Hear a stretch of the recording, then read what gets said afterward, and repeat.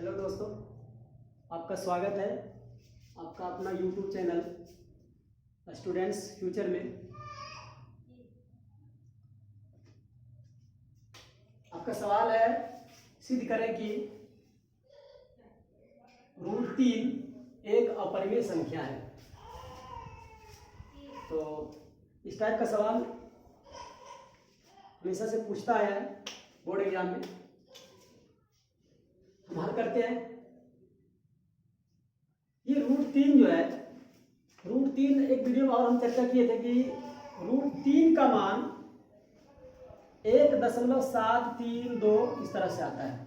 मतलब क्या कि 1 से बड़ा और 2 से छोटा, यही चीज को हम लिखते हैं कि 1 से बड़ा है √3 और 2 से छोटा है। 1 से बड़ा है √3 और 2 से छोटा। इसको हम लोग यदि स्क्वायर करेंगे तो ये आएगा 1 का स्क्वायर और यहाँ आएगा 3, ये रूट खत्म हो जाएगा और यहाँ आएगा 2 का स्क्वायर। ऐसे भी इसको लिख सकते हैं। लिखेंगे अतः √3 का मान √3 का मान 1 और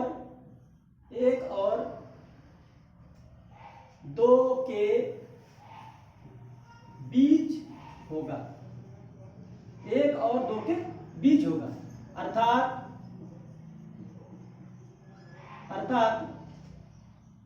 √3 एक पूर्णांक नहीं होगा। बताइए कि 1.732 इस तरह करेगा तो इसको पूर्णांक कहेंगे? नहीं कहेंगे। तो वही चीज लिखेंगे कि अर्थात √3 एक पूर्णांक नहीं होगा, क्योंकि ये पूर्णांक में नहीं है। बस वही लिखे हैं। अब इसको हम लोग जिस तरह से इस टाइप का हिसाब मानते हैं, बस मान लेते हैं। क्या है कि माना √3 एक, ये तो अपरिमेय संख्या सिद्ध करना है तो हम मानते कैसे हैं, उसको उल्टा मानते हैं। √3 एक परिमेय संख्या है। परिमेय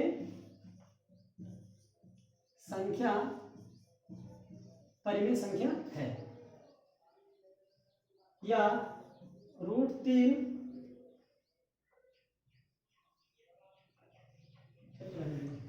बराबर P/Q,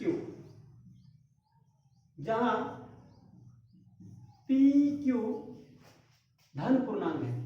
PQ धन पूर्णांक है। क्या है? धन पूर्णांक है। धन पूर्णांक मतलब क्या?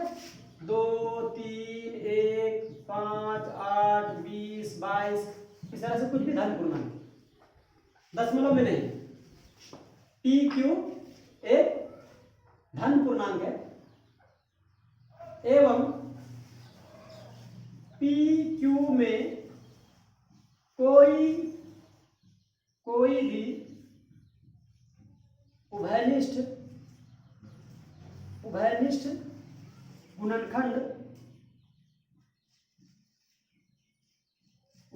गुणनखंड नहीं है। उभयनिष्ठ गुणनखंड नहीं होने का मतलब क्या? हम लोग लेते हैं 4 और 6, दो संख्या लिए 4 और 6, तो क्या ये दोनों में कोई उभयनिष्ठ गुणनखंड है? देखते हैं।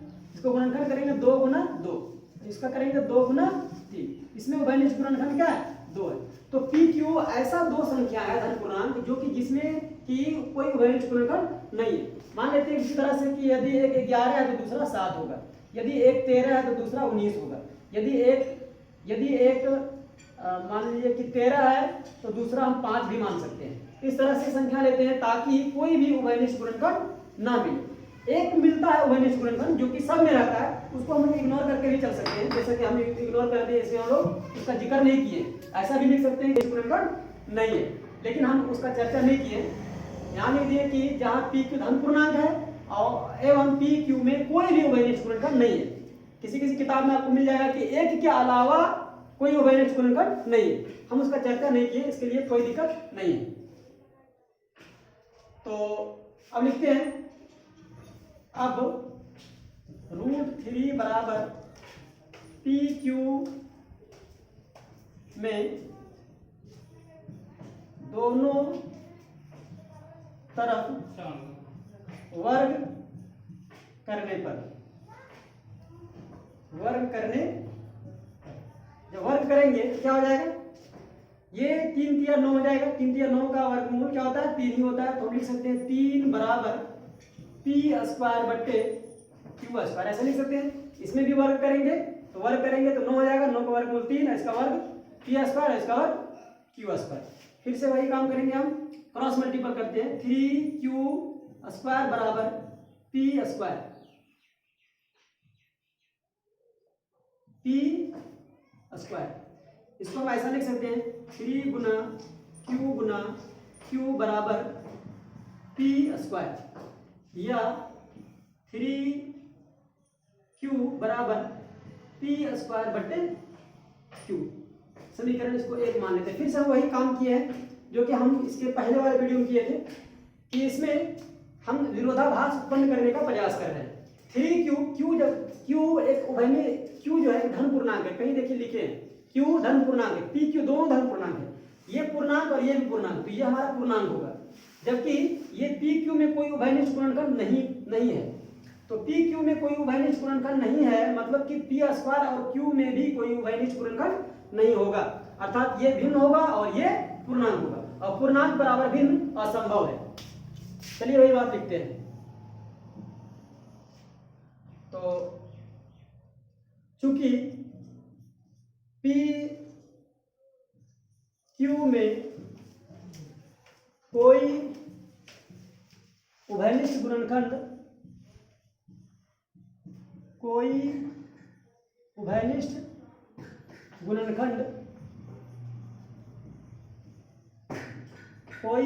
गुणनखंड नहीं है, इसलिए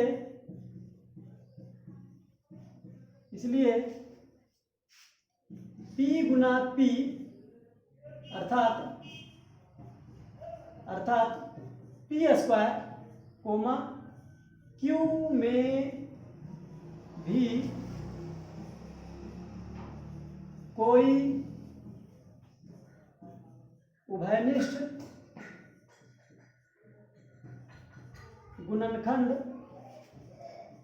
नहीं होगा, कोई उभयनिष्ठ गुणनखंड नहीं होगा। कैसे नहीं होगा, थोड़ा समझाते हैं इसको। जैसे कि P मान लीजिए कि 11 है, P 11 है और Q मान लेते हैं कि 5 है, तो इसमें तो कोई उभयनिष्ठ गुणनखंड नहीं है, क्योंकि ये दोनों अभाज्य संख्या है। तो जब उभयनिष्ठ गुणनखंड नहीं है, तो यदि हम इसका P का स्क्वायर कर देंगे तो क्या हो जाएगा, 11 का स्क्वायर हो जाएगा, मतलब कि 11 गुना 11, इसको लिख सकते हैं, और बट्टे 5। जब 11 को नहीं काटता है तो 11 गुना 11 कितना भी बार कर देंगे, क्या 5 काटेगा उसको, नहीं काटेगा। मतलब कि जब पी क्यू में कोई उभयनिष्ठ गुणनखंड नहीं है, तो पी स्क्वायर क्यू में भी कोई उभयनिष्ठ गुणनखंड नहीं होगा। तो अर्थात P गुना P अर्थात P स्क्वायर क्यू में भी कोई उभयनिष्ठ गुणनखंड नहीं होगा। अतः P स्क्वायर क्यू एक भिन्न होगा, क्यों भाई, क्योंकि इसमें कोई कटने वाला नहीं है, ये दोनों कोई उभयनिष्ठ गुणनखंड नहीं है, तो ये क्या हो जाएगा, कुछ कटेगा नहीं। अगर कोई संख्या भी लेते हैं, जैसे कि हम बताया था एग्जाम्पल में देखे, तो ये क्या हो जाएगा, एक भिन्न हो जाएगा। जबकि ये क्या हो जाएगा, एक पूर्णांक हो जाएगा। क्यों, क्योंकि Q भी एक पूर्णांक है, यहाँ लिखे P Q धन पूर्णांक है, Q एक पूर्णांक है और 3 भी पूर्णांक है। पूर्णांक गुना पूर्णांक करेंगे तो पूर्णांक ही आएगा, जबकि 3Q एक पूर्णांक है, 3Q एक पूर्णांक है। तो समीकरण 1 से देखते हैं। इसलिए समीकरण 1 से ये क्या है, पूर्णांक, और ये क्या है, भिन्न। पूर्णांक बराबर भिन्न, पूर्णांक बराबर भिन्न। क्या ऐसा संभव है कि पूर्णांक बराबर भिन्न हो जाए? ये संभव नहीं है। तो लिख देते हैं, जो असंभव है। असंभव क्यों है भाई? ये ऐसा क्यों आया? क्योंकि हम कहीं ना कहीं गलत करके आ रहे हैं। गलत कहाँ किए हैं? हम माने ही गलत है। ये जो माने है ना, माना √3 एक परिमेय संख्या है, ये गलत माने हैं। तो क्या लिखते हैं यहाँ? अतः हमारी मान्यता गलत है। गलत, जब हम गलत माने तो मतलब क्या होना चाहिए कि √3 एक परिमेय संख्या नहीं है, ये गलत माने हैं। तो लिख देते हैं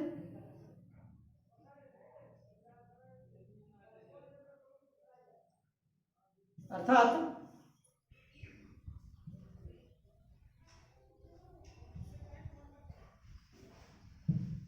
इसलिए √3 एक परिमेय संख्या नहीं है। परिमेय संख्या नहीं है।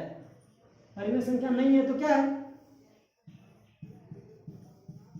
इसलिए √3 एक अपरिमेय संख्या है। जब परिमेय संख्या नहीं है तो क्या होगा? अपरिमेय संख्या है। यही हमको प्रूव करना था हमको। तो यदि ये वीडियो अच्छी लगी हो तो सब्सक्राइब कीजिए, लाइक कीजिए और शेयर कीजिए। मिलते हैं फिर अगला टॉपिक के साथ। धन्यवाद।